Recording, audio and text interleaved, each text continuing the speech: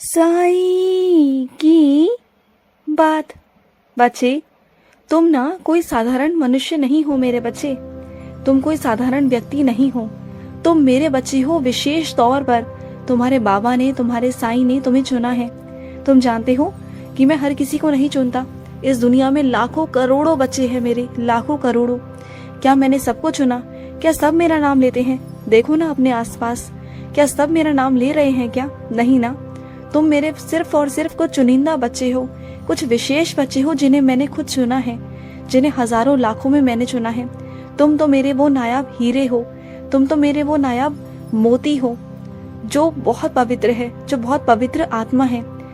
हर कोई दुनिया में ना पवित्र नहीं, तुम एक पवित्र आत्मा हो मेरे बच्चे, जिसके अंदर मैं वास करता हूँ, जिसके अंदर तुम्हारा साईं वास करता है, जिसके अंदर वो परमात्मा वास करता है, जिसके अंदर ममता है, दया है, मान सम्मान इज्जत सब कुछ है। तुम्हारे अंदर ये सब कुछ पता है क्यों है? क्योंकि तुम्हारे अंदर ना परमात्मा है, तुम्हारे अंदर ईश्वर का अंश है, तुम्हारे अंदर तुम्हारा साईं वास करता है। कभी ध्यान देना। और तुम्हारे से लोग बहुत आकर्षित होते हैं ना, तुम जहाँ भी जाते हो तुमसे लोग आकर्षित होते हैं ना, वो इस कारण होते हैं।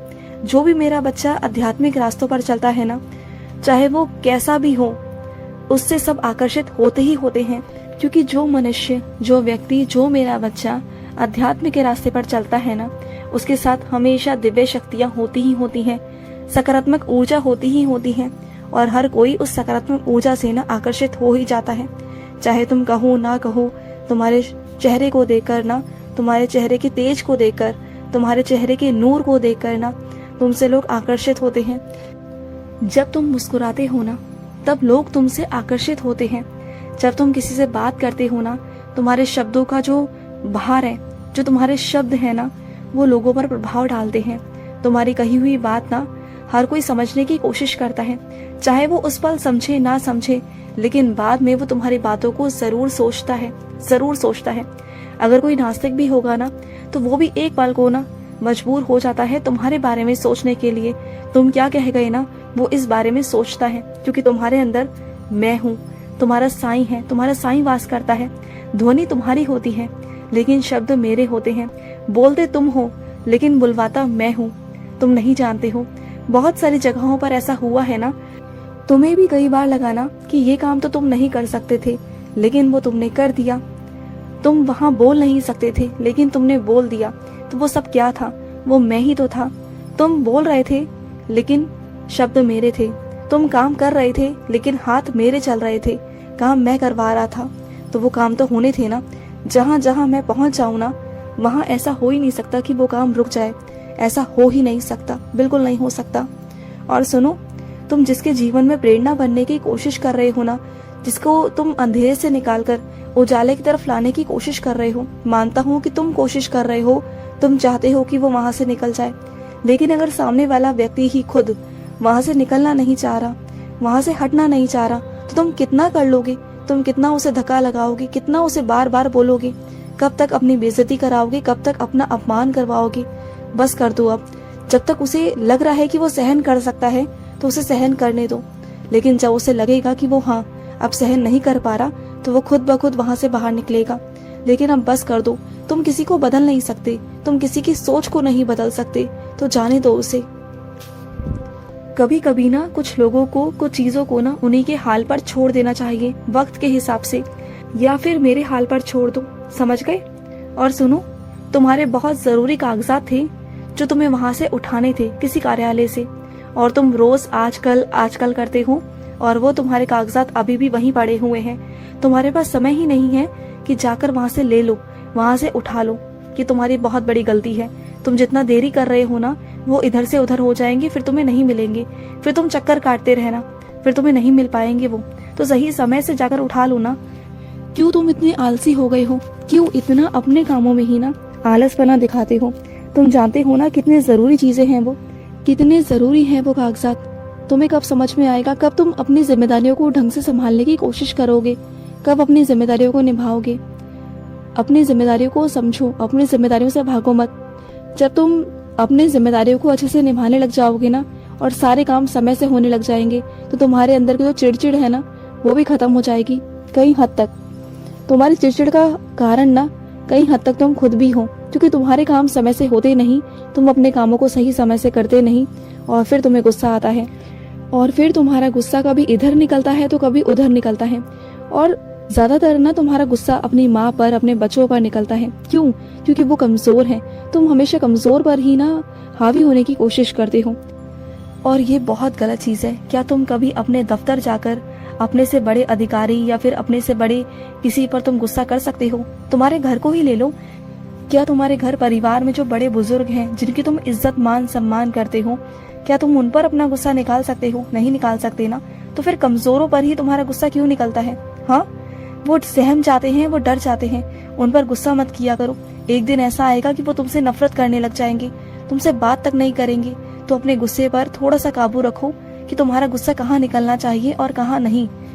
और बेफालतू की चीजों पर जो बेकार की हैं, जो व्यर्थ ही हैं, तुम्हारा गुस्सा करने से कुछ होगा तो नहीं ना। बल्कि अपने आप को बदलो, अपनी चीजों को बदलो, अपने समय को बदलो, अपने कामों को सही समय से करो। देखो तुम्हें गुस्सा नहीं आएगा और तुम्हारे सारे काम सही समय से भी होंगे। समझ गए? और सुनो, जिन मेरे बच्चों ने व्रत रखा हुआ है ना, तो सुनो मेरी बात को। खाली पेट बिल्कुल मत रहना, मेरी पूजा खाली पेट बिल्कुल भी मत करना। क्योंकि खाली पेट अगर तुम साईं सा चरित्र पढ़ने बैठोगे, या फिर तुम मेरा व्रत रखोगे, या तो मेरी आरती करो, या जो भी करो ना, चाहे तुम मेरा कष्ट निवारण मंत्र पढ़ो, तुम्हारा मन नहीं लगेगा। जब तक तुम्हारी आत्मा तृप्त नहीं होगी ना, तुम्हारा मन नहीं लगेगा। तो जो भी मेरे बच्चे व्रत रख रहे हैं वो भी, और जो नहीं रख रहे हैं वो भी, मैं दोनों को बोलना चाहता हूँ कि दोनों ही भूखे पेट नहीं रहेंगे, खाते रहेंगे सही समय से, और अपने आप को थोड़ा आराम भी देना, क्योंकि आराम भी ना बहुत जरूरी है मेरे बच्चे। और सुनो मेरी बात को, बहुत जल्द ना तुम किसी यात्रा पर जाने वाले हो, तुम्हें यात्रा पर जाने का मौका प्राप्त होने वाला है। अब तुम जाओगे और किसी और के साथ जाओगे। इस बार तुम किसी और के साथ जाओगे उस यात्रा पर, और वो यात्रा तुम्हारी बहुत अच्छी, बहुत यादगार होने वाली है, बहुत अच्छी। तुम देखना, जिस यात्रा का तुमने सोचा भी नहीं था ना, वो यात्रा तुम्हारे जीवन में अचानक से होगी। तुम कहीं बहुत दिनों से जाना चाहते थे पर जा नहीं पा रहे थे, पर अब वो समय आ चुका है कि मैं तुम्हें वहां भेजूं, उस यात्रा पर, उस जगह पर भेजूं। पर अभी से नहीं बताऊंगा, अभी बता दूंगा तो फिर वो चीजें खत्म हो जाएंगी ना। मैं वो तुम्हारे चेहरे पर खुशी, वो तुम्हारी आंखों की चमक देखना चाहता हूँ। जब अचानक से तुम्हें खबर आएगी ना कि तुम्हें वहां जाना है और तैयारी करो, फिर देखना तुम कैसे झूम उठोगे, कैसे पागलों की तरह दीवाने हो जाओगे। तुम मेरे पास भागे भागे आओगे बताने के लिए कि बाबा देखो मैं आ रहा हूँ, मैं आ रहा हूँ वहां पर। फिर देखना तुम खुशी से झूम उठोगे। तुम देख लेना मेरे बच्चे। और सुनो, जब तुम्हें पता है कि तुम्हारे निगरानी के बाहर तुम्हारी चीजों का संभाल नहीं होती है, तुम्हारी चीजें इधर से उधर हो जाती हैं, तुम्हारे पीछे से लोग जांच पड़ताल करते हैं, तो अपने सामानों की रक्षा तुम खुद क्यों नहीं करते? अपने सामान को तुम सही तरीके से सुरक्षित जगह पर क्यों नहीं रखते हो? अपने सामानों की रक्षा तुम्हें स्वयं करनी चाहिए, तुम्हें किसी के भरोसे नहीं छोड़ना चाहिए। देखो, अपनी सामान की रक्षा खुद से करो, क्योंकि तुम्हारे सामान पर ना बहुत लोगों की नजर है, और तुम्हें तुम्हारे सामानों की रक्षा स्वयं से करनी चाहिए।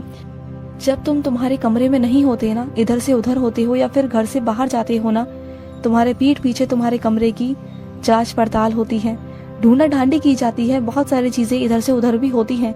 तुम्हें कई बार महसूस भी हुआ कि तुम्हारी कुछ चीजें इधर से उधर रखी गई, तुम्हें कई बार शक भी हुआ, लेकिन तुम पकड़ नहीं पाए। लेकिन इस बार चिंता मत करना, मैं तुम्हें रंगे हाथों पकड़वा दूंगा, लेकिन फिर भी कहूंगा कि सावधान रहो। और कुछ चीजें ऐसी हैं जो किसी के हाथ नहीं लगनी चाहिए तुम्हारी, वो तुम्हारी बहुत और यादगार चीजें हैं तुम्हारी, वो किसी के हाथ नहीं लगनी चाहिए, क्योंकि उससे तुम्हारे भाव जुड़े हैं और वो लोग उसका मजाक बना देंगे। तो मैं चाहता हूँ कि तुम उन चीजों को वहां से हटा दो। मैं किन चीजों के बारे में बात कर रहा हूँ ये तुम बहुत अच्छे से जानते हो, तो उन चीजों को वहां से हटा दो जो लोगों की नजरों में नहीं आनी चाहिए। समझो मेरी बात को, और अपनी स्वयं की रक्षा खुद से करो। और मेरी इन बातों को हल्के में बिल्कुल भी मत लेना, ये बात बहुत गंभीर है जो आगे चलकर बहुत बड़ा रूप ले सकती है, तो समझो इस बात को। खुश रहो। आज का रात्रि साई संदेश समाप्त हुआ।